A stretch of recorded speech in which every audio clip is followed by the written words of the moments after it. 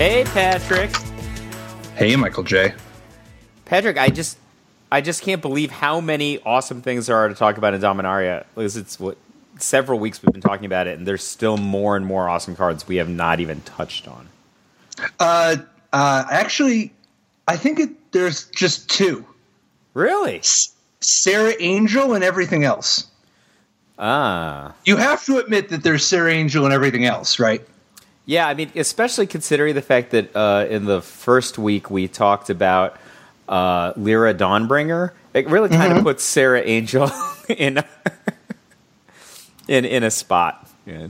I think that there's a lot more to everything else than Sarah Angel. Yeah. But I do like Sarah Angel. Sarah Angel's a classic. All right, let me throw something out there that's similar to Sarah Angel. That I think might be something we're talking about. What about Shalai, Voice of Plenty? That's a new angel. 3 and a white for a 3/4 flying. That's been a good model for angels past. And Shalai has two abilities. They're both lengthy abilities. The first, actually two additional abilities, because Shalai also flies, of course. You, planeswalkers you control, and other creatures you control have hexproof. That's Shalai's first ability. And her second ability is 4GG, put a +1/+1 counter on each creature you control. Oh, yeah. This card is a full tank. Yeah. This one's, I think, a good one, right? Okay, so to start with, a 3/4 flyer is such a high floor. We're not playing a 3/4 flyer for 4 these days. You know, like, I've played worse. I've played 2/4 flyer for 4. Oh, are you talking about, like, Azure Drake? Oh, yeah. And harder to cast Azure Drake, Fighting Drake. Well, I've never played Fighting Drake, but I've had Azure Drake. So Shalai, Voice of Plenty, is a 3/4 flyer, which is definitely squarely below the line now, but often can be quite good with a single good ability. And you, planeswalkers you control, and other creatures you control have hexproof, has so many implications. Highly desirable card. Like, when you put Shalai down, don't get me wrong, she's going to be a thing that people want to kill anyway. But the ability to make it so that your opponent can't shock your planeswalker, they have to shock Shalai, that doesn't help. Their shock doesn't do anything until they get 2 of them. Oh, man, shock is so bad. Lightning Bolt is bad against this card. Right. And then the fact that you have hexproof means that edict effects that would normally kill Shalai cannot kill her, even if she's your only creature.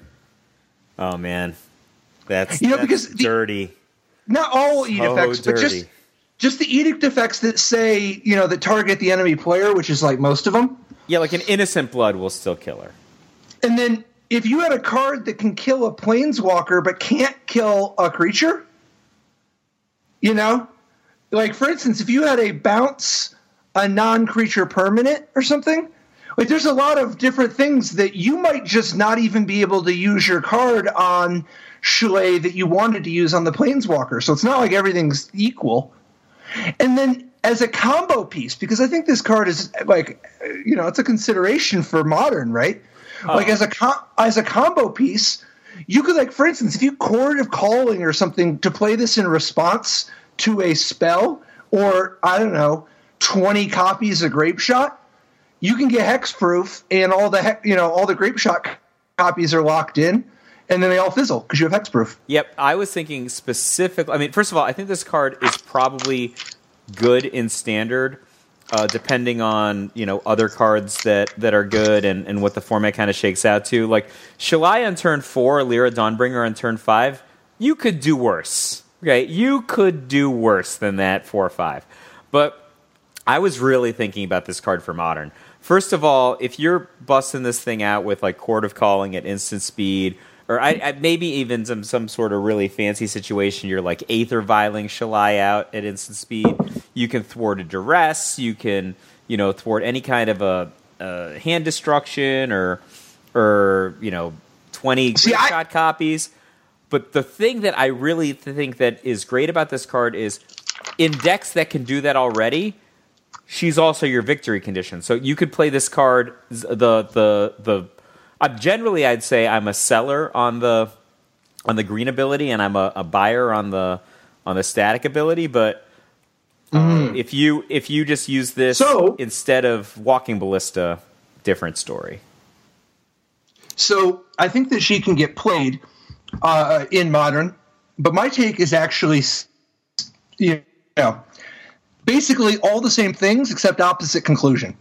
You see, I'm a buyer on the green ability and a seller on the hexproof ability because I'm a buyer on Shalai in Standard, and I think she's kind of she's okay. She'll be okay in Modern maybe, but I don't think she's the end all. I don't think she's as good as I don't think it's even for sure that she's anything more than like an occasional fringe card.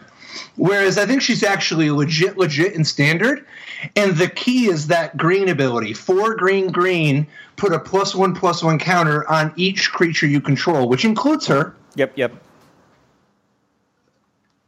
So, like, the ability to have having this extra township available, like Gavani Township, because that's what it really is, right? Gavani Township is actually 6 mana also, because it's 5 plus this land. She gets you a Gavani Township for free. Gavani Township is an extremely potent thing to get for free. In Modern, people play Gavani Township over Temple Garden. It's like effectively they're paying a mana. It's a long story. There's all the variations of how it is that a colorless land. Basically, I think the value that Gavani Township is producing is at least a full mana worth of value, and that's in the context of Modern. Shalai getting that ability tacked on, it's like, and don't get me wrong, the difference between a land that comes into play tapped and a land that comes into play untapped and all that, that's different than a 3-drop versus a 4-drop. But I just think that this ability is going to prove to be very potent for being able to just take over a game. I think that that ability in Standard is probably extra special potent because mana creatures, especially Llanowar Elves, might be friendly. Totally. Late game Llanowar Elves is pretty terrible, but if you can make it a 5/5 or something over the course of a couple of turns, might be a different story. Also, small point here, but this is not a tap ability, so Gavoni Township requires you to tap the township. If you've got 12 mana, you could just put 2 counters on everything, right? That is the thing that happens sometimes. Mm-hmm. Good point. Is there any way to go first turn Llanowar Elf, second turn History of Benalia, third turn Shalai in Standard? Is there a land we can play in turn 1 that makes that work? Yeah, plenty. Yeah? Maybe not. Yeah, I think there might not be, but no, there is. At the end of the day, you can do it if you go through some pretty contorted things. All right, but anyway, I'm just saying because it seems to me like maybe that's terrible from a colors distribution standpoint. Oh yeah, you can do much better than that. But I'm just thinking here's how we're doing it. We've got green, we've got white, we've got lots of bodies. We're going wide. They're going to get big. And the thing is that Shalai is going to protect everybody else in the squad. She's I think aesthetically, such a perfectly sort of kind of realized card in terms of this is how you go wide, which is great because such a good individual threat also, right? It's kind of cool to be both. One of the things I like about Shalai is the curve of her into Lyra Dawnbringer. I think it's absolutely fantastic. You see, not only is Shalai attacking for 4 immediately, and then you have a Dawnbringer in play, able to defend you way more than you need, it's a reliable defender. Because your 5/5 flying first strike lifelink, it doesn't even have to be afraid of dragons or demons anymore. Because, like, for instance, if they had a Boggart and Hellkite that was going to do 5 to it, now it has hexproof, so they would have to go after Shalai first, which means you have this reliable 5/5 flying first strike lifelinking blocker. And, like, Lyradon... Okay. It's just so unreal. Like, I mean, not only is Shalai attacking for 4 because of the buff on Lyra Dawnbringer, but it's 4 lifelink, right? So it's the lifelink screen. Yeah. And Lyra Dawnbringer just is unbeatable, right? Like, can't be targeted, and it's not going to lose in combat, right? Flying first strike lifelink. And then next turn, you can activate Shalai's ability, and it's over. Right? Like, because that's over. Because that's 11. A lifelink. Like, what even does 5? Like, what does 5? Like, Shalai's already going to 5 when Lyra Dawnbringer's in play. Then they both go to 6 the next turn? Nothing does 5. So here's some other things I like about Shalai Voice of Plenty, particularly when partnered with Lyra Dawnbringer. Dude. The new white Ancient Stirrings... That's right. Board the weatherlight. All aboard! So it's 1 and a white sorcery. Look at the top 5 cards of your library. You may reveal a historic card from among them and put it in your hand. Put the rest on the bottom of your library in any order. So for 2 mana, you can look at the top 5 cards of your library and get an artifact, any kind of legendary card, including any planeswalker, and a saga. Now, that means Board the Weatherlight is like a 5... Like, impulsing for 5 cards is huge, right? That's a lot of dig. Yeah. Now, are you... wow, are you cool on Board the Weatherlight? So actually, we are so on the same wavelength right now, because this is one of the 2 cards I wanted to talk to you about right after Shalai also, and they're both in green and white, which is Shalai's colors, right? The question I have is, how is deck design going to get bent, right? I think I'm not cool on Board the Weatherlight. I obviously think that Board the Weatherlight might have something going on to it. It's not no cost though, right? Like it's way less, I think, consistent than like a Commune with Nature. Is that the name of it? Commune with Nature? Look at the top 5 and lots of things are. Ancient Stirrings is the best of them, and the reason I compare it to Ancient Stirrings, outside of just being the most powerful of them, is that by this being able to go get artifacts, it's mostly inclusive of Ancient Stirrings with the added functionality of getting legends, legendary spells, planeswalkers, sagas, you know.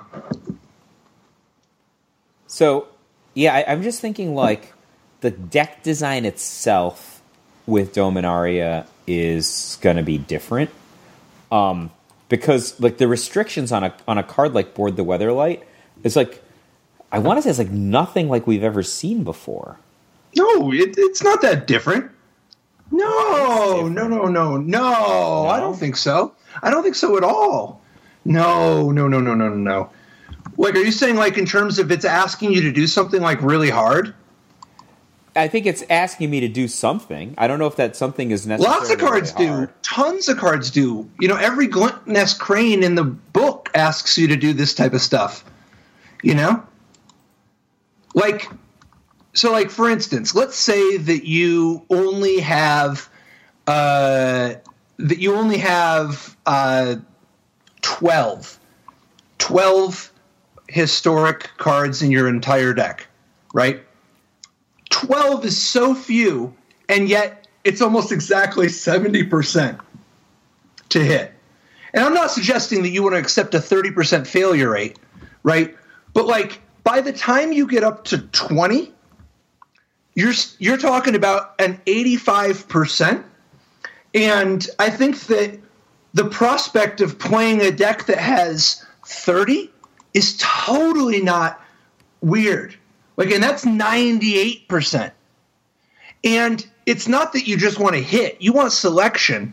My point is twofold. First, one, white doesn't get mega impulses every day. That's totally alien. It's not that it makes a puzzle that we've never seen. It's just that it's unusual to do this with white. And I think there's a lot to figure out about that. And then two, a thing that's kind of weird is that there are playing tons of artifacts right now is actually really easy. How much can you use this card in a deck that's not setting up some kind of a combo is an interesting question to me, even if your deck's like soft combo. So let me give you an example of what it is I like about Board of the Weatherlight. Lich's Mastery. If you're playing a deck built around Lich's Mastery and Aetherflux Reservoir, I think that all the way, every time I try to build a Lich's Mastery deck, I keep coming back to white-black.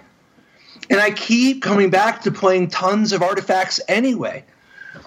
So, to walk you through the Lich's Mastery Aetherflux Reservoir combo, if you've got an Aetherflux Reservoir in play, when you drop Lich's Mastery, you now can start going bananas with artifacts that cost 1 or 0.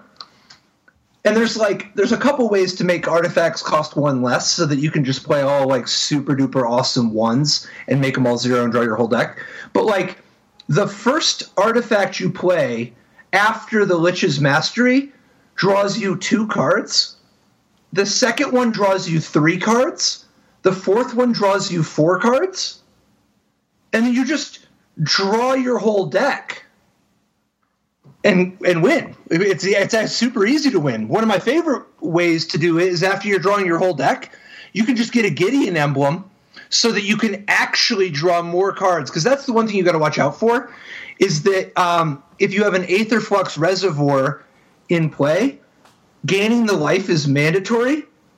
And if you have a Lich's Mastery, drawing the cards is mandatory. And if you want to pay 50 life to shoot with the Aetherflux Reservoir, you're gonna have to sacrifice. You're gonna have to exile 50 permanents and cards from your hand and your graveyard. But if you wait until you have a Gideon, you draw your whole deck, get a Gideon emblem, you can just exile all of your cards, and at the end of the game, you have no permanents, no graveyard, no deck, no hand. You're just a Lich with an emblem, and you can't die, and your opponent takes 50. So this is like the true ultimate victory, right? Like, oh yeah, it's so awesome, and I think that being awesome. and being able to impulse for 5 is a big game. And if you're playing a Lich's Mastery deck, I don't know. It's possible that you're supposed to play the super duper combo version. Because there's a lot of awesome stuff you can do that plays into Aetherflux Reservoir, right? Like maybe you play that 2/2 that bounces the other 2/2, or maybe you just play, maybe you just bounce all your artifacts that cost 1, or maybe you play some kind of a SRAM deck. There's some really cool artifacts that cost 1, like Implements of Improvement. Implements of Improvement is so good for a Lich's Mastery deck. For 1 colorless, and this is obviously back during Kaladesh block, but for 1 colorless, you get an artifact that you immediately gain. So it's 1 cost artifact that you can sacrifice to gain 2 life, and you can draw a card if you pay a white. Yeah, it was like an artifact kind of cantripy Renewed Faith, right? Right. And if you have Lich's Mastery, the prospect of just having you need a bunch of these 1-cost artifacts so you can draw your whole deck anyway. Man, does Implements of Improvement help jumpstart things so that you can just get 2 extra cards, right? In addition to whatever Aetherflux Reservoir cards. And it's good on its own and it cycles. And then there's a new card that you'd have to be like in for the combo stuff, I think. But like where is it? The Traveler's Compass. Navigator's Compass is 1 colorless for an artifact that when it enters the battlefield, you gain 3 life. And then it also has tap until end of turn, target land you control becomes the basic land type of your choice in addition to its other types. That's an interesting card. It totally is. 1 cost gain 3 is like not the worst, right? And this is like not horrible. And you can use this to enable improvise, right? You can play, because I think that if you play that X spell, Battle at the Bridge, it's going to be dope having all kinds of like Navigator's Compass type stuff in play. And so then Battle at the Bridge for 1 mana is like a draw 7 with Lich's Mastery. I'm thinking maybe Battle at the Bridge might be a better way to win than Aetherflux Reservoir, even if you have Aetherflux Reservoir. You're just going to have all these cheap artifacts, right? Yeah, but you can't win. Not really. I mean, are you talking about like just you think you're going to be able to draw your whole deck? You still need a kill card. I don't know. I think that the prospect of playing all these cheap artifacts is definitely one way you can do it, but it's far from the only way. Like if you play a black-white deck with Lyra Dawnbringer and Shalai Voice of Plenty, I mean, it's great when you have Shalai Voice of Plenty and then you drop your Dawnbringer. That's going to keep them occupied. That's going to keep them busy. And if you just are gaining life, if you have a Dawnbringer and you drop a Lich's Mastery and immediately draw 5, and it's kind of dope that you're like if you're playing Board the Weatherlight to try to set up any of these Lich shenanigans, it's kind of nice. It gets every part of the puzzle, right? Like Board the Weatherlight can get the Gideon. It can get Aetherflux Reservoir if you end up wanting to kill that way. It can get Lich's Mastery. It can get Lyra Dawnbringer. Like there's a lot of different things it can get. It can get any of these random dinky artifacts, so you're not going to miss. You're going to get something. I'm pretty in for Board the Weatherlight. I think that like you can even get the legendary land. The question I had is Board the Weatherlight was like kind of half the question I had. Can I ask you about a different sorcery? So in green, there's a new card called Kamahl's Druidic Vow. That card costs XGG for a legendary sorcery, right? So it's not a regular sorcery. You have to have a legend in play when you cast, right? This card has, look at the top X cards of your library. You may put any number of land and or legendary permanent cards with converted mana cost of X or less from among them onto the battlefield. Put the rest into your graveyard. So this card is 1 less than Genesis Wave.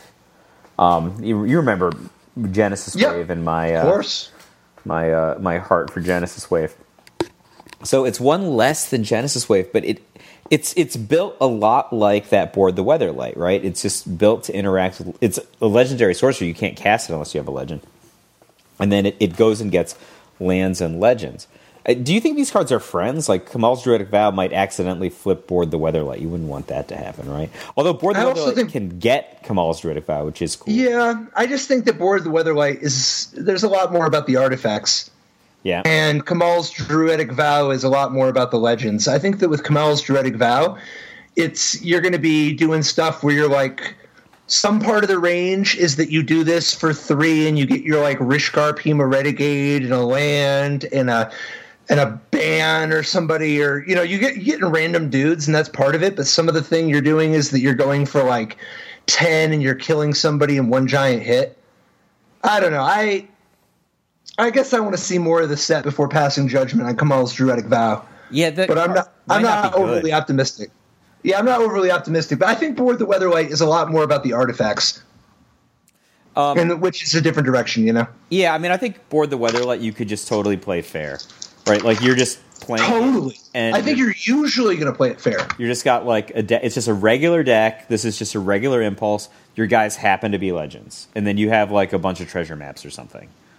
And watch out if they make like a cycle of 5 legendary lands in the next set.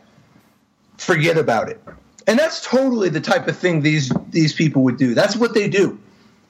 That's so fancy, but I bet they do it. Yeah, I like Board the Weatherlight. I'm not a buyer on it. I was just mentally riffing on something. I was wondering if you want to talk about a different legend. This is actually, hold on, before we get off Board the Weatherlight for just a second. Your card that you mentioned earlier, History of Benalia. Yeah. I think History of Benalia is like a totally reasonable part of a fair Board the Weatherlight deck. Because I think that when you're playing Board the Weatherlight and History of Benalia and Lyra Dawnbringer and Shalai, you're going to need a lot of different hits. But I think that you can do it. You just need to make sure that you've got stuff that's dynamic enough that it's worth going to look for. And History of Benalia is pretty great. It would be so easy. It would be so easy if Board the Weatherlight could go get more land. I think it's hard to play many Inventors Fairs. Like maybe you can play 2. Like maybe you play 1, maybe you play 2.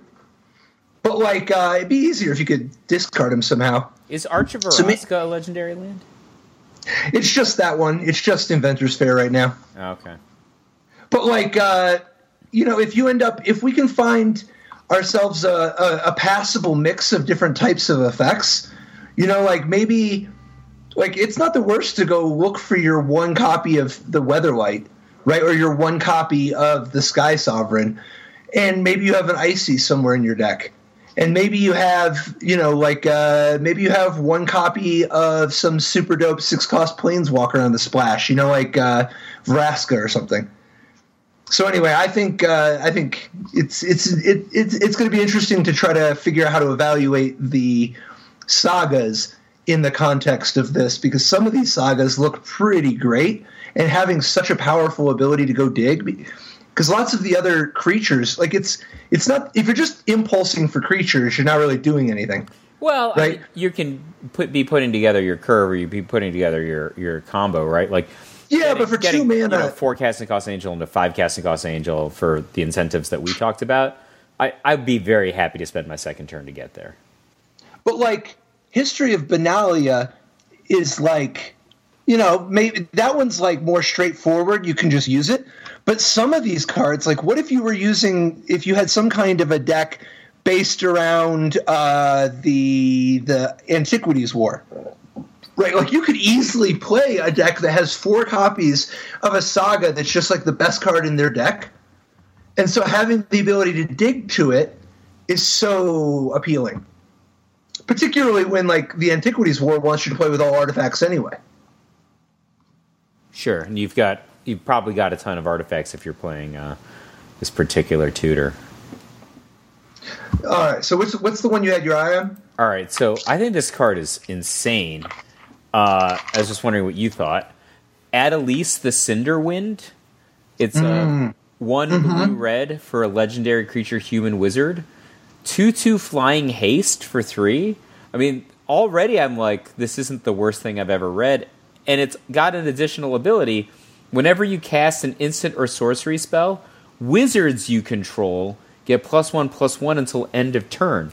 It's got prowess for your entire team, and it's already a 2/2 flying haste for 3. Yeah.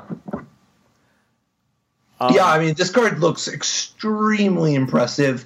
It's not so obviously, for instance, it's hard to know what the wizard decks will really look like. So you always got to be careful. This card has an incredible ceiling, and it might end up being it looks amazing, right? It looks just completely amazing. It spawns a new archetype. But I want to see in action a little bit in terms of the context. I want to see a little bit, how do the wizards really line up? Is that what's really going on in the format? Because on the surface, this card looks just extremely impressive. Even if there's a tension between wizards and sorceries and instants, because you're the more wizards I play, the less sorceries and instants I have. If you just play any reasonable number of cantrips with this card, you're any number of wizards. It's not even it's if you had 0 other wizards, you're basically at parity of a solid card, a role player, And if you have a single other wizard, it just scales so quickly. Oh yeah, I think the card is perfectly and this, by the way, reasonable. This is a card that I think that this is the type of thing that could easily be one of those legends where you're just playing 4 of it. For sure, because, like, what are they going to do? Not kill it? Great.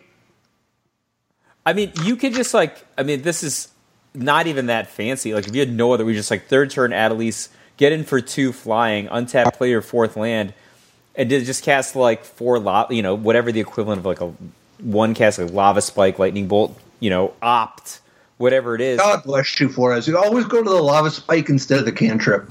He's got a red mana pip in the upper right hand corner. It could be either one. It could be a reckless charge. Well, maybe not a reckless charge, but like, I really think you want cantrips because the cantrips beget more cantrips. I agree.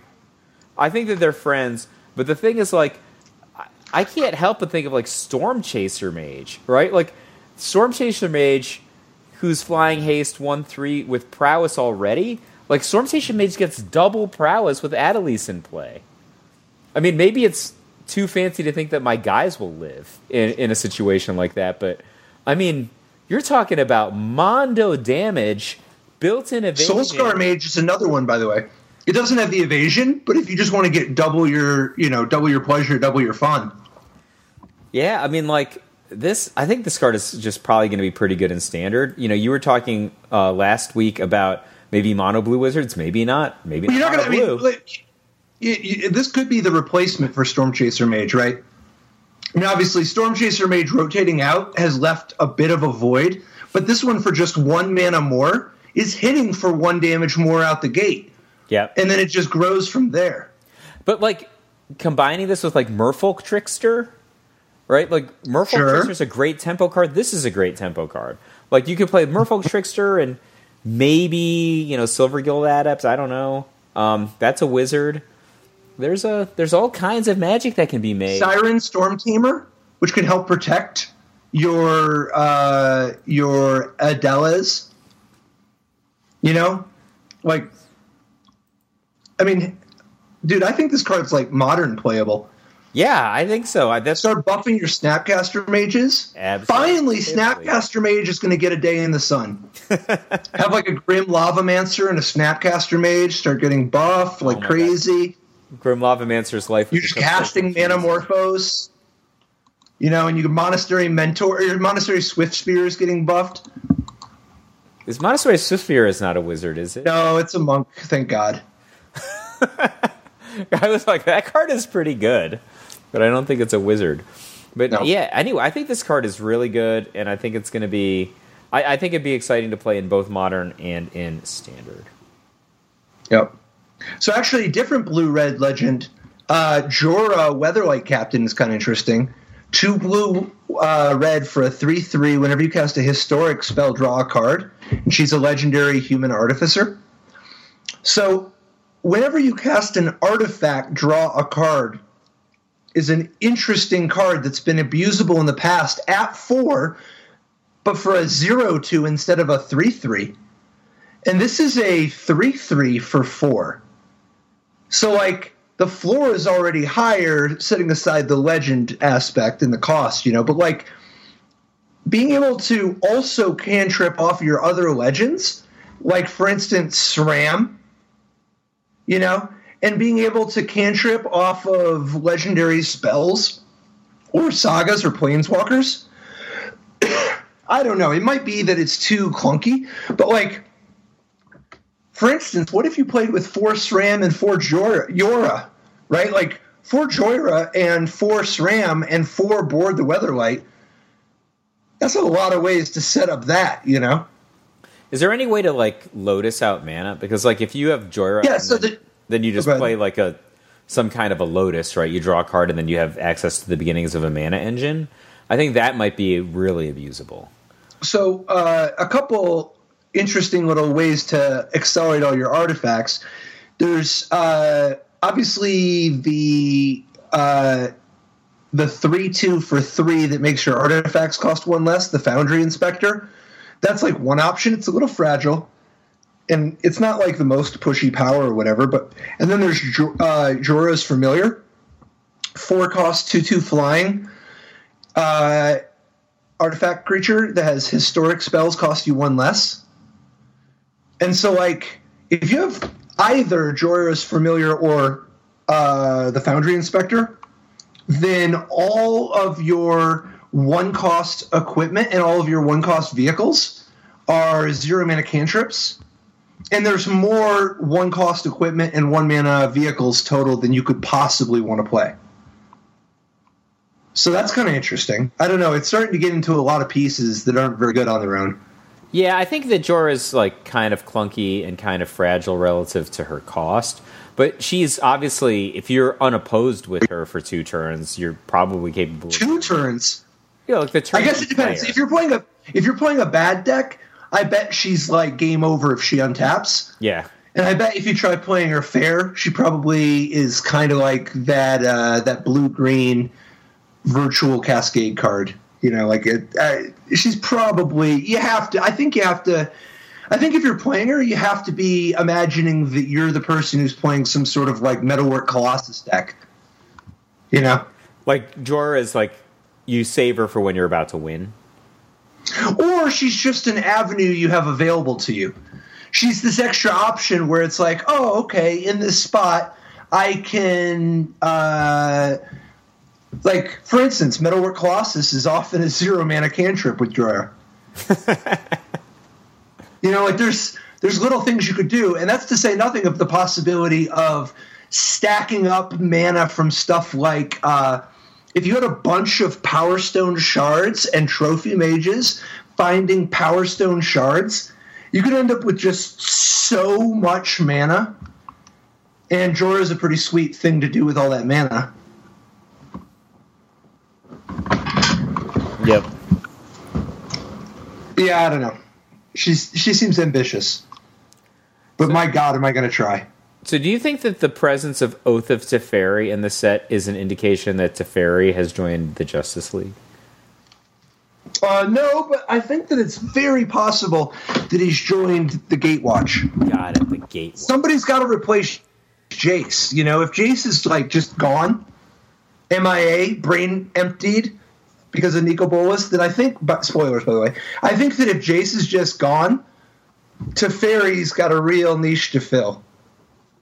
And, you know, Venser's like gone too. Venser's like dead. RIP, sorry, Venser. Oh, man. That's sad. So what do you think about Jodah, Archmage Eternal? This is the one that's like a 4-color, or 3-color. It's like a colorless, a blue, a red, and a white for a 4/3 flying human wizard legend. And you can pay Wooburg rather than pay the mana cost for spells you cast. Yeah, so if you've got some crazy expensive spells, maybe paying Wooburg is a deal. That's the first thing that I was thinking about this. Like, but it's not. I mean, you never just want to play this card regular, right? Like, it's weirdly sized for its cost. Yeah, I don't know. I'm not a huge buyer on this one. Oh. Yeah, like 4/3 flying for this casting cost, and then like you have to untap with it probably to do anything crazy. But if you do, I guess you can. What's the craziest thing you can cast? In Modern, you can play Emrakul. I don't know if that's pretty good. But who's going to let you live with this, right? Can you do it? I guess if you have 9, I mean, then you need 9. It's a wizard. I don't know. Maybe you're playing some kind of a wizard deck. First of all, these are 3 good colors for wizards-ish. And then, like, if you're playing, like, Nahiri anyway, and you have Emrakul in your deck anyway. Yeah, I mean, maybe if you can, like, flash it out or something, maybe that's good. So, like, you have a turn with it not dying, and then you just untap, slam 5, and then hardcast Emrakul. Okay, here's a possibility. What if you're just playing fair? What if she's just a 4/3 flyer, or he's just a 4/3 flyer for 4 that's like tribes you care about, powering up your Wizard's Retort and your Wizard's Lightning and blah, blah, blah. And you just, you know, but then just you happen to have the ability to pay 5 rather than pay the mana cost for spells you cast. But it's a 4/3 flying legend wizard. Yeah, I just don't think this. You think you have to cheat? Yeah. I think that if there's like some sort of cheaty face thing, I don't know what it is yet, but I can't currently imagine wanting to play this card fair. It's too weird. It's like 4/3, like 3 toughness for 4 mana. Dude, Ancestral Visions. No, thank you. Just not into it. You're not into it? Nope. Even as a backup? Nope.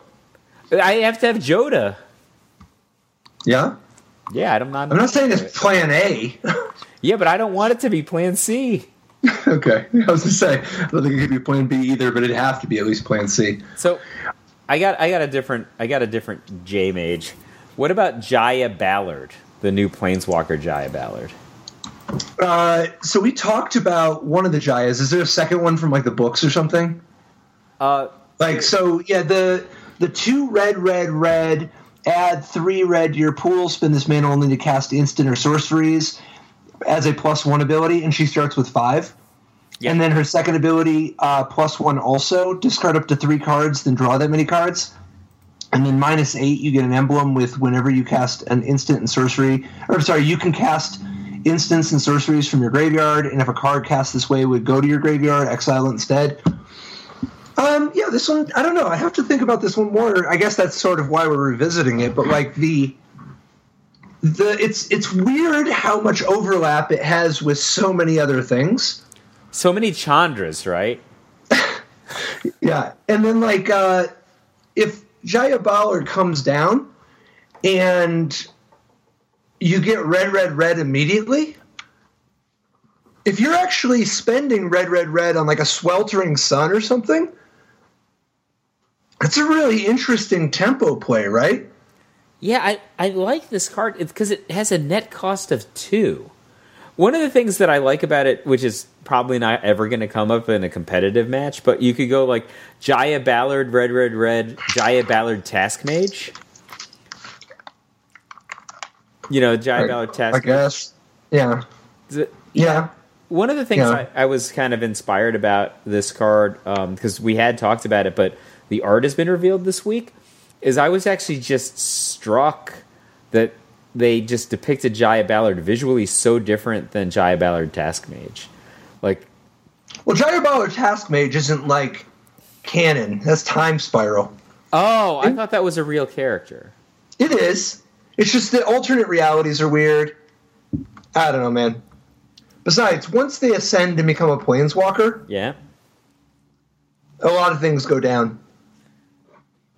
Here's my issue with this one, man. Yep. You're talking about this card that costs the same amount as Glorybringer.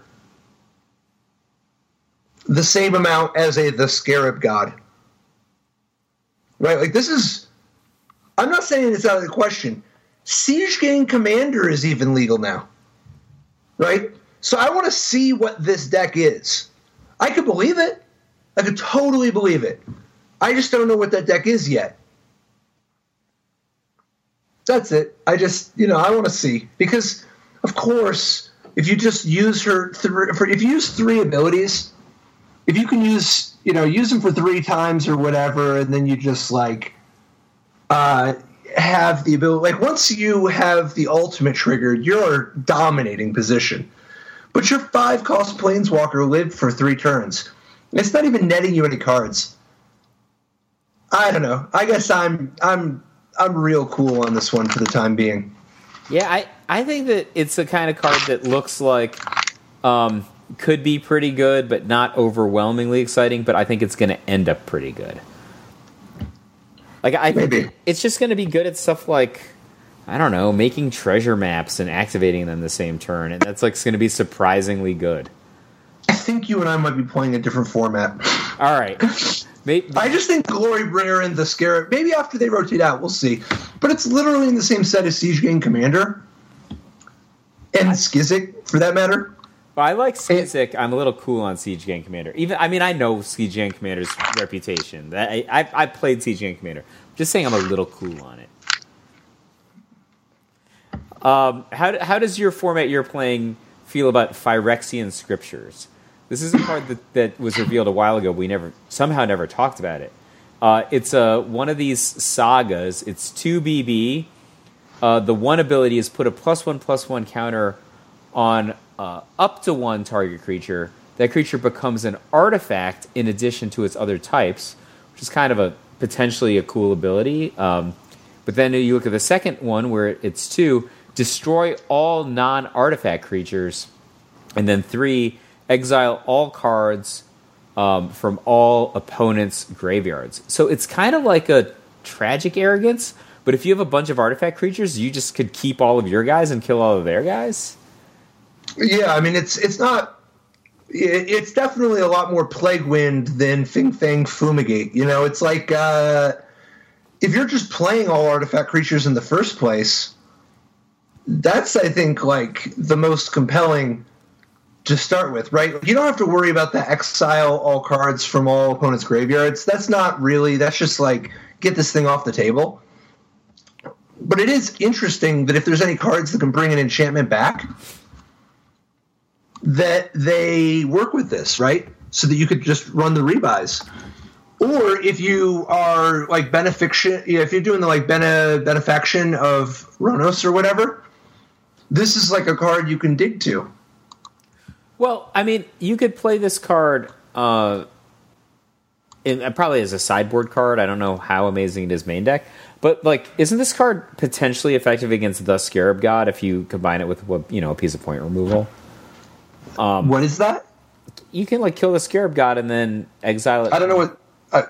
is that... I didn't see that in the spoiler. Is there a new card revealed with that name? The Scarab God? Oh, the Scarab God! I said the Scarab God. Oh. God, I don't think that'll ever get old. So,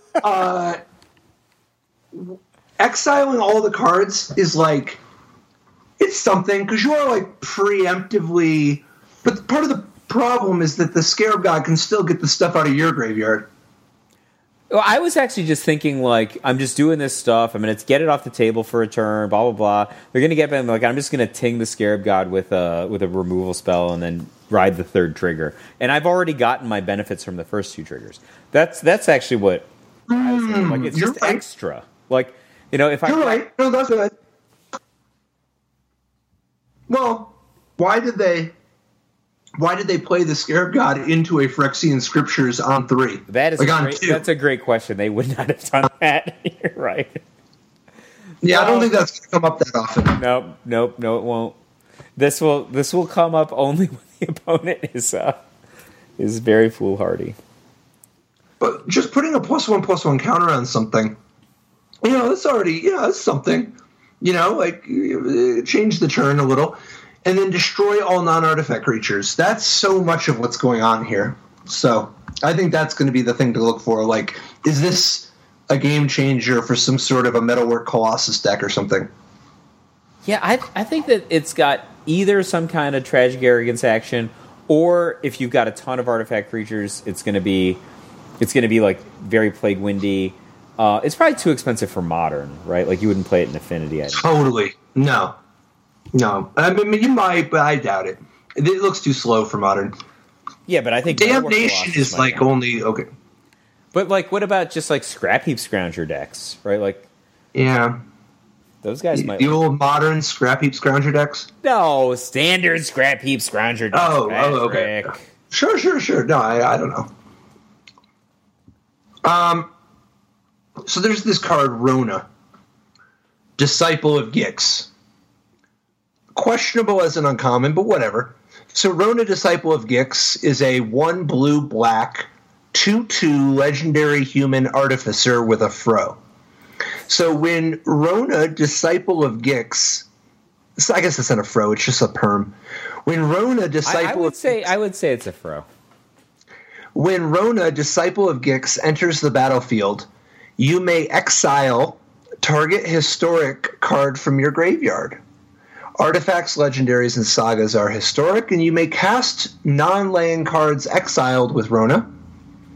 And you can pay 4 and tap Rona to exile the top card of your library. There's a lot to unpack with this card, right? Yeah. I think there's like the minimum kind of fair way to play with Rona, and then there's a wealth of possibilities on the other end of the spectrum, right? Like, if you've got something like a renegade map in the graveyard, you can just play Rona, and then it's a pretty low bar to be kind of in the Pilgrim's Eye kind of Borderland Ranger zone. Metal Spinner Puzzle Nut. Like anything cheap that you get. Renegade map. Yeah. Any of that stuff, right? Like, if you just play her with a Renegade map, you're already effectively Borderland Rangering, right? Like, that's not much different, right? Yeah, it's a little bit more expensive than that, but no, it's fine. It's fine. Right. But she can get back Lyra Dawnbringer if she lives, right? Yes.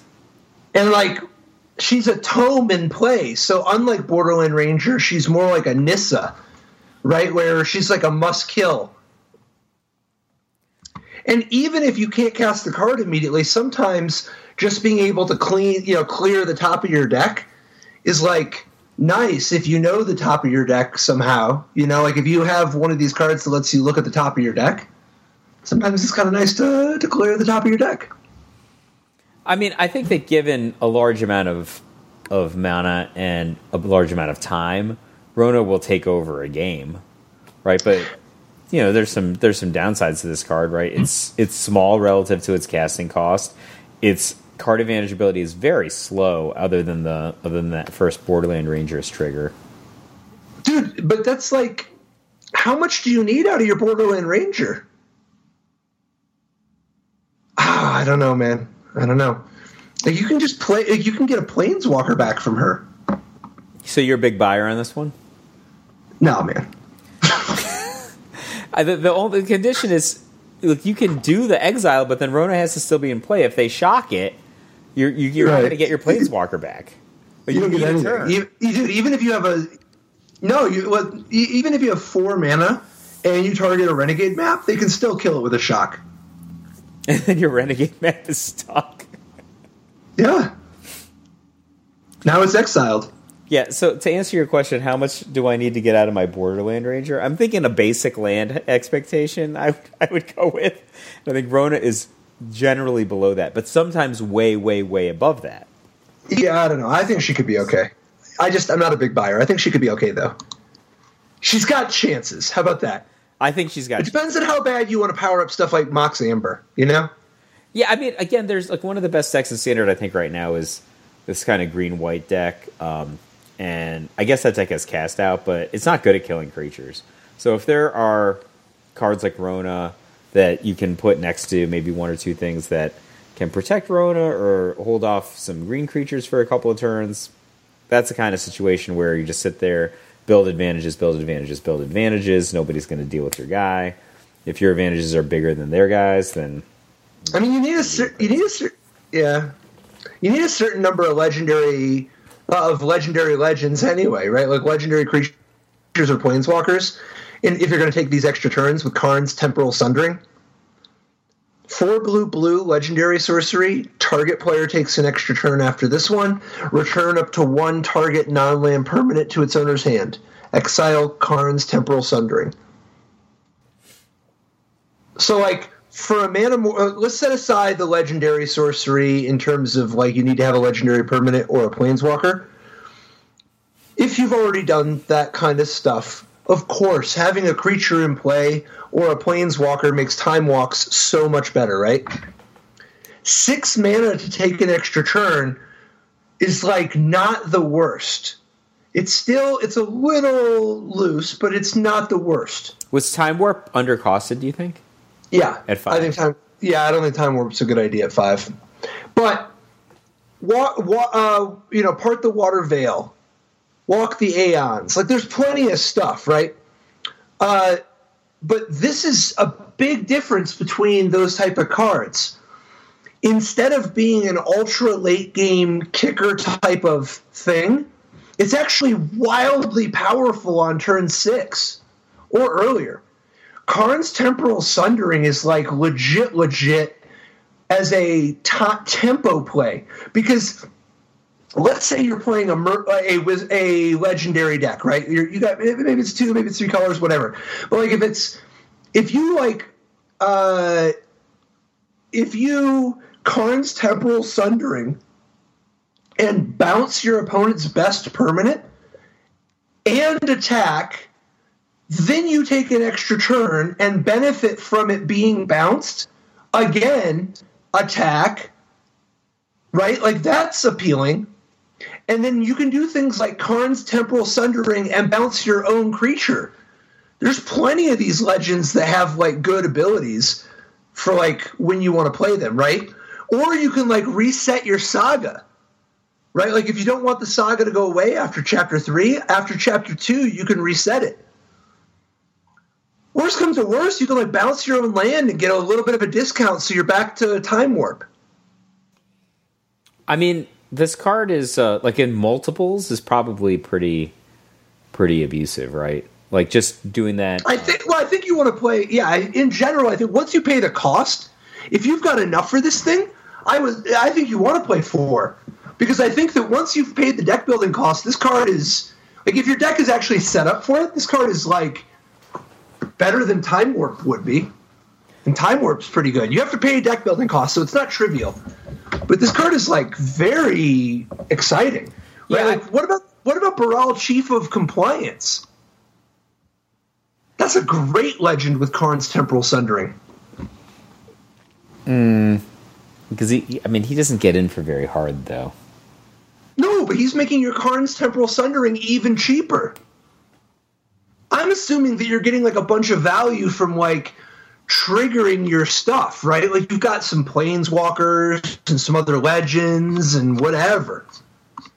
I don't know. You're not a buyer on Karn's Temporal Sundering. Oh, no, I think it's good. I think especially how you described it on, like, turn 6 or earlier. Like, I can totally imagine just having, like, Gideon in play, right? When you cast Karn's Temporal Sundering, messing with their defense and just getting in and then getting in twice. Or if you initiate Karn's Temporal Sundering with a Planeswalker, you're just getting an extra turn to level up loyalty, right?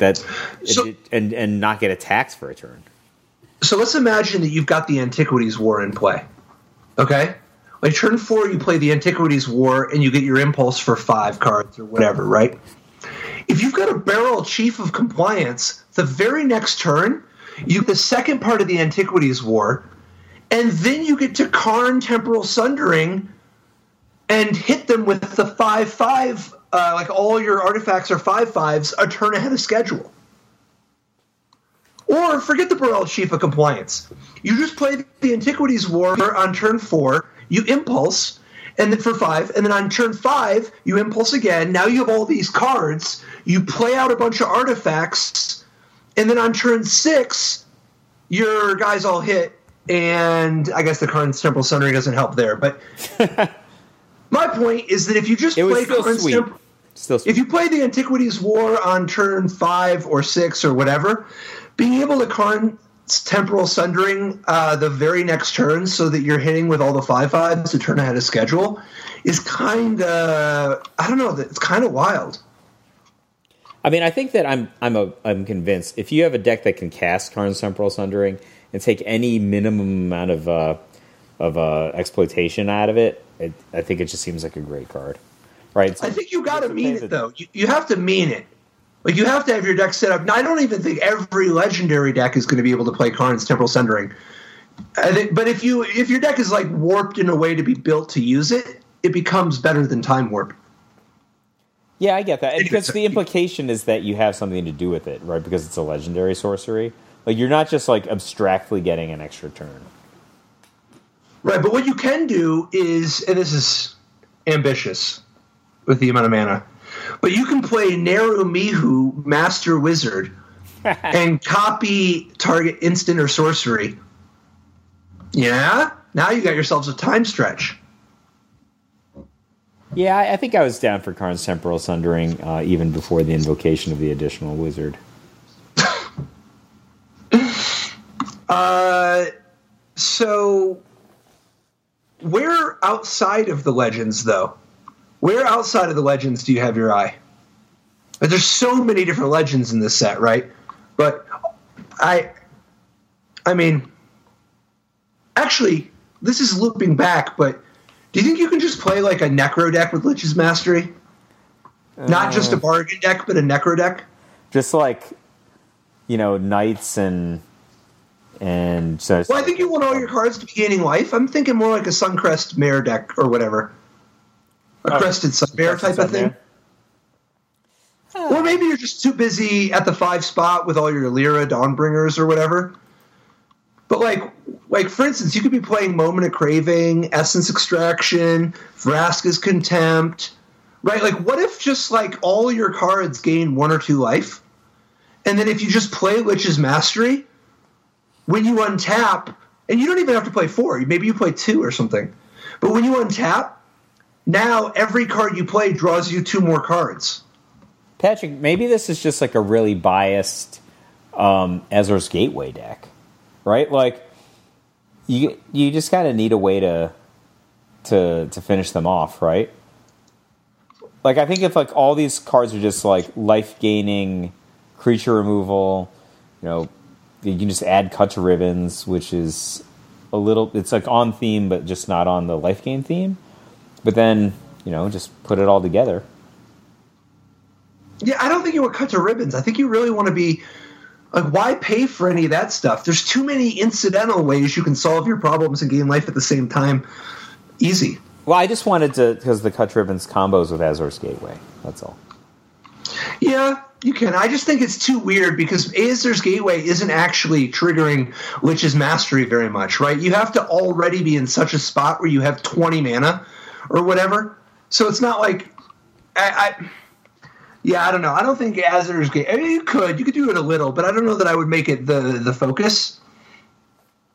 I'm interested in the stuff that's like proccing over and over again. Like for instance, what if you?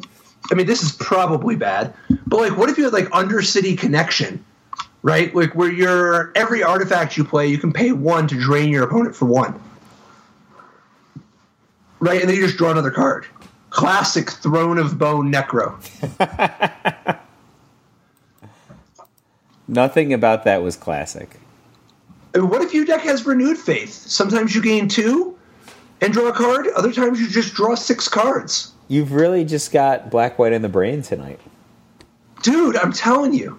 Or some of these legends, like Kamahl, Council of Allocation, or there's been so many black-white legends recently.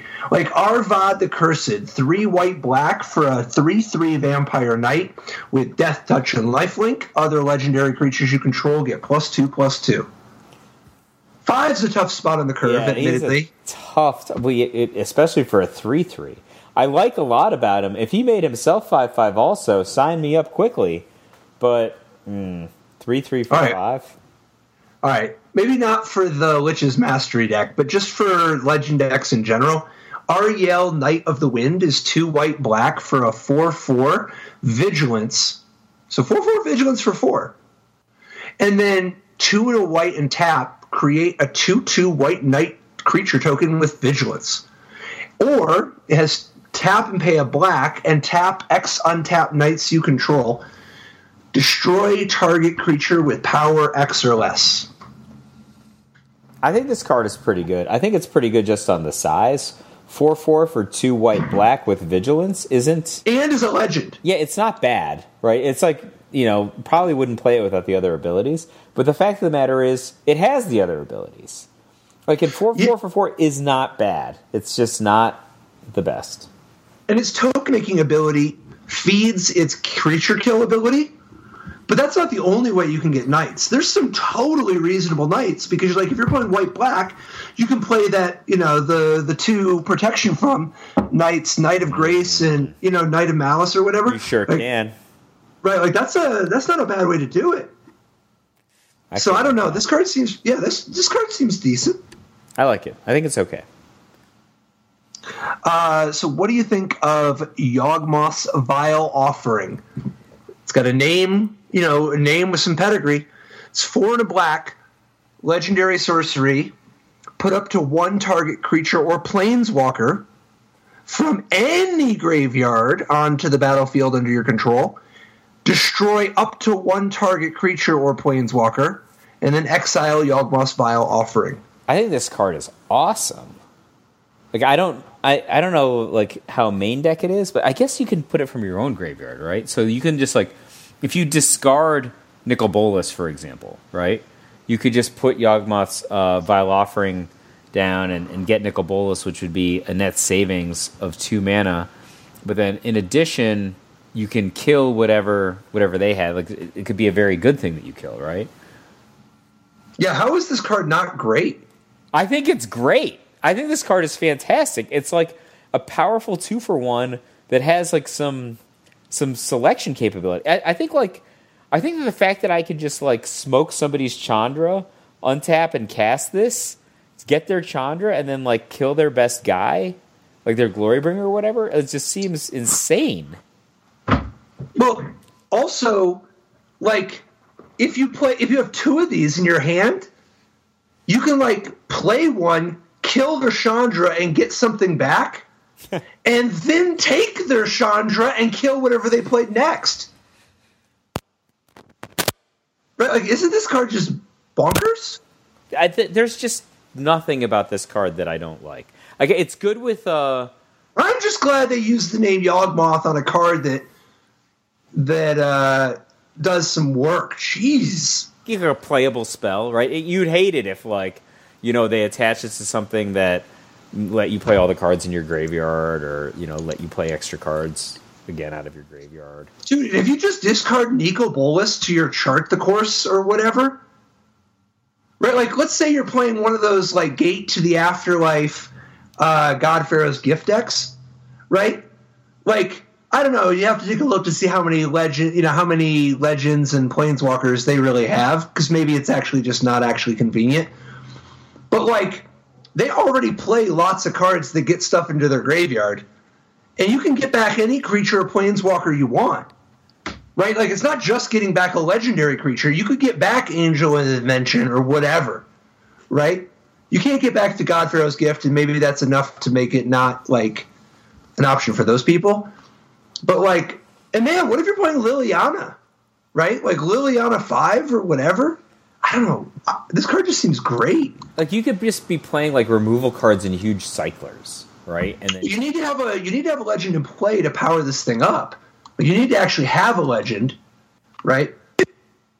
I guess that's the rub, right? I guess you can have a planeswalker. Like, it's hard to just count on having a planeswalker, though. I think you have to have some legends, right? I mean, there's some cheap ones. Like, for instance, Rishgar Pima Renegade is a nice one. Or, any of the cheap ones is like something, right? But you could just have a Planeswalker board control deck, like Black-Red or Grixis or something. You just had a bunch of Planeswalkers in your deck and removal cards, and then top up on Yawgmoth's Vile Offering. I think that's probably a viable strategy. I just think that you're going to want to have a cup, like, you want to have a few cheap ways to get this thing active, because it's kind of nice even for 7 mana. To be able to drop like a 2-cost legend, like maybe you drop Kari Zev or something. I don't know. Yeah, I don't know what's in that. But like, if whatever it is, if you can just have a few of those, like maybe you're playing some sort of a Rona Disciple of Gix. I don't know. There's a few different options you have. I think you just have to do what you've been referring to as playing the deck cost. Yeah. Right, like, but it's not that big a deal, because like, what if you play this in white-black, your favorite color combination of the evening, and we put like this with that Weatherlight Impulse, right? Like, you could even get this card with the Weatherlight Impulse. Right? Yeah, but I don't think it's going to. I think that you want to play this with. I don't know. I keep coming back to either blue and or red, because I think that part of the value is the soft reanimator aspect. Like, I think that having, like, so, like Liliana works with all the different parts. Like, she's another reanimator card you could play, and she's the thing you could get back with this thing, and she's putting more cards in your graveyard. Like, maybe, so maybe you're playing Cathartic Reunion type stuff, or maybe you're playing Charter Course or Strategic Plannings. I don't think you have to be, like, all in and playing, like, all the different, like, 8-cost demons or whatever. But, like, it seems weird that there's so many awesome 2-cost library manipulation cards that synergize with this card. I wouldn't want to just settle for one that digs more. I also maybe, but like, I think the whole purpose of playing white-black is because you want to get your Lich's Mastery on. And this thing doesn't even reanimate Lich's Mastery, you know?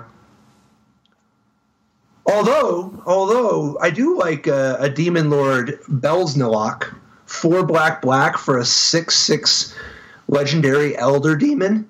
So it's a 6/6 flying trample. And we talked about this briefly, you know, but a 6/6 flying trample that when it enters the battlefield, exile cards from the top of your library until you exile a non-land card, then put that card into your hand. And if the card's converted mana cost is 4 or greater, repeat this process. And then Belsnilok does 1 damage to you for each card put in your hand this way. So if you hit a card that costs 3 or less, then it's a 6/6 flying trample, draw a card and take a damage, and that card is a spell, right? And if you draw a card that's 4 or more, maybe you're drawing 2 or 3 cards and taking 2 or 3 damage. It's not like you're taking some huge ad nauseum amount of damage, right? No, it's just it's a nice little pinch, right? You get a little card action, you get a little But you know, what do you think about the body? 6/6 flying trample for 6. It's okay, right? That's okay. You know, like, you got to get a little bit more. I think you're going to have to want... Like, I don't think I would be in for 6/6 flying trample, draw a card, and take a damage. But, like, I think I would easily be in for 6/6 flying trample, draw 2 cards. This card is very subtly, like, Primeval Titan-ish, right? 6/6 right, for 6, that's what I'm saying. With, like, trample, multiple abilities, and then if you just draw... I mean, gaining, 2 cards it's good. I think drawing very, 2 cards that are solid. spells is compulsive research, though. Right? Like, it's draw 3, discard 1, sort of. Because they're both going to be spells. They're not going to be just land when you already have 6. Yeah, sure. What do you think of any of the sort of the other, I guess, wizard stuff that's been revealed so far? It seems like most of the good stuff was already kind of as part of the big spoiler dump a few weeks ago. By the way, Squee the Immortal that we talked about last week, dude, you can just do this in Legacy even without the recruiter, man. Yeah, I mean, it just reduces the redundancy a little bit, but, like, there are other ways you can do it. The combo is so robust. Oh, I remember a card I wanted to ask you about, Song of Freyalise. This is a lot like some cards that you've had some, you've brewed with in the past. 1 in a green. It's a Saga. Chapter 1 and 2 are both until your next turn. Creatures you control gain tap to add 1 mana of any color. And then Chapter 3 is put a +1/+1 counter on each creature you control. Those creatures gain Vigilance, Trample, and Indestructible until end of turn. It's an interesting card, right? You want to... It's cheap, right? It's 1 in a G, but you don't really want to cast it until you can net some mana, I think. Right? Like, that's the thing. Like, whether it's a bunch of tokens or... I guess probably tokens?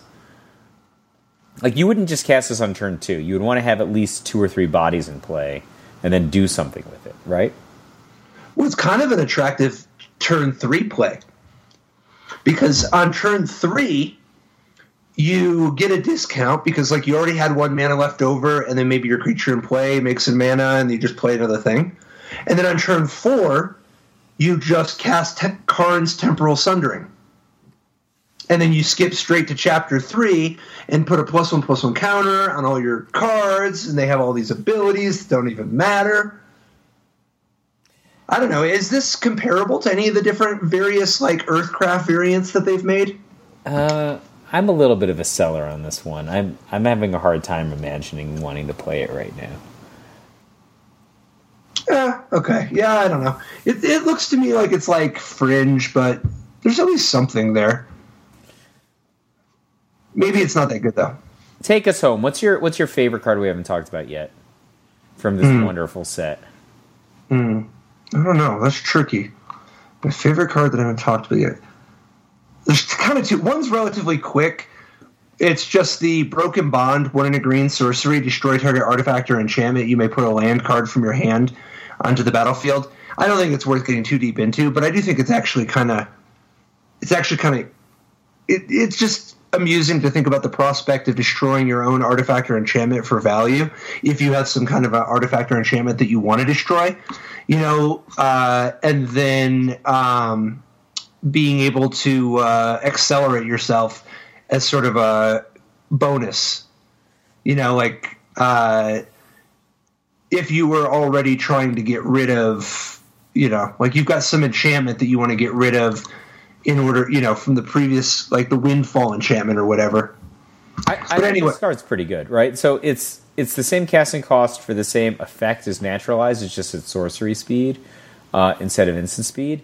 But I think that just as a complete free roll, putting an extra mana source into play is potentially very, very exciting. Here we go. I know. Card. Okay. There is one card I definitely want to get. This is Primevals Glorious Return. Like the this is like a 5 white black Primevals Glorious Rebirth. 5 white black for a legendary sorcery. Return all legendary permanent cards from your graveyard to the battlefield. So there's 2 ways that you can play this, at least, maybe more. One of them is this is your just top of your curve, and you just threw out your legends and they traded, and some of them died, etc. Boom, getting a lot of stuff back after attrition. The other one is if you just grind yourself down with strategic planning or whatever, and get these legends into the graveyard, and then instead on turn 7 or whenever you can cast this, boom, instant unfair army.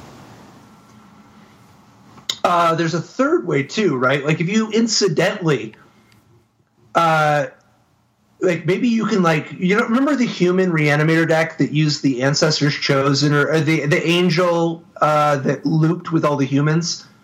Is there a way to loop Primeval's Glorious Rebirth with that Neru Mihu guy or whatever? Because if Neru Miha, let's assume that you just had a bunch of mana to start with before seeing how efficient we can streamline it.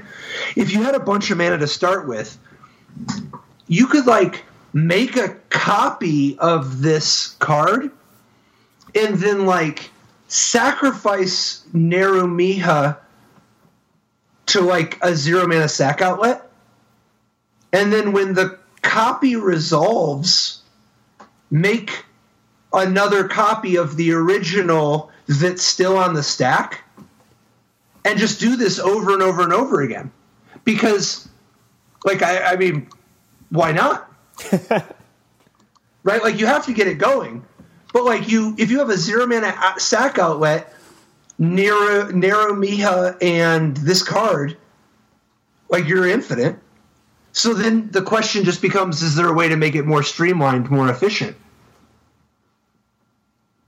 Isn't that kind of there's I feel like there's, I don't think that has to be plan A. I think you could play some kind of a legend deck where you're just playing an above average number of legendary everything, and then you have this weirdly slow, expensive, but over the top powerful Brain Geyser that just goes infinite sometimes. Yeah, I mean, 2 things to that. One of them is, if something goes wrong, Primeval's Glorious Return can get Neru Miha back, right? So you can try again later. But yeah, I know exactly what you mean. There was the Sapphire. You can't try again that much later, right? Because Glorious Rebirth is just playing them all, right? Yeah, no. I mean, I don't know. Yeah, you're right.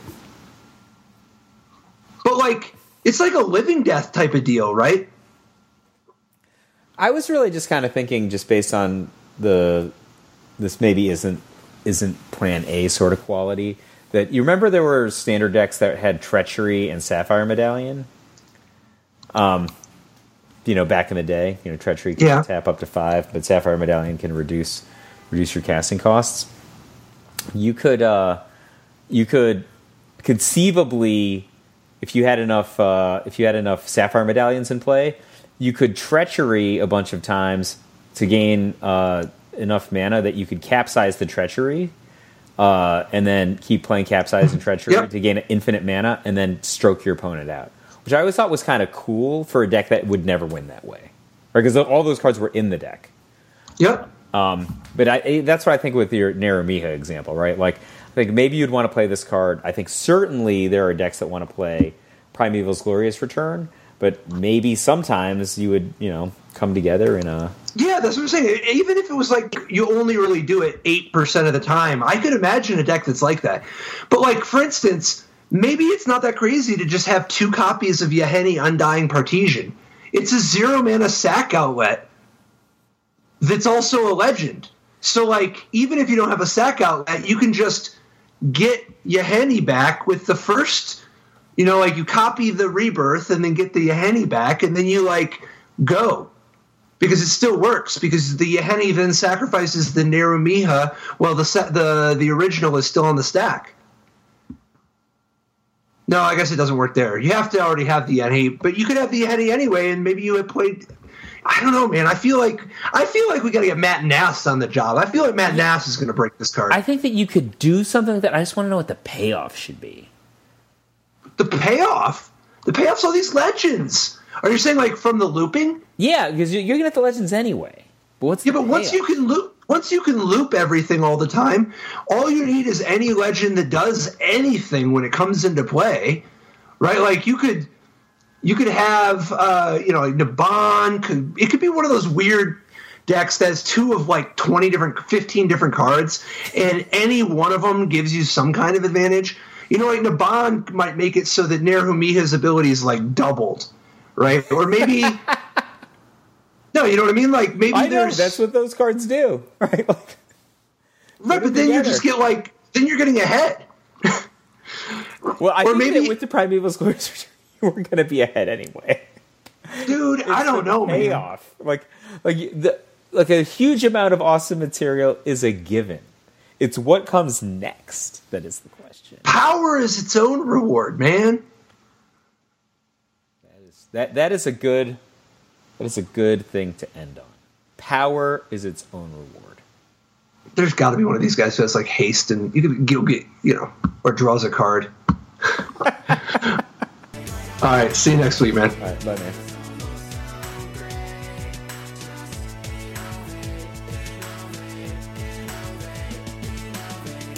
Life didn't work so great. Tried to play dredge, it's a jailer hate. Ghostly prison waiting for my untapped phase. Your core trapped in amber stasis state. Lost a lot of friends, got left behind. Had to find a way not to lose my mind. Trapped in a vault with nothing but time. Parents and my friends were the key to find. Magic gave me purpose and drive to gain the love. It kept me alive. Visions, a better weather light inside.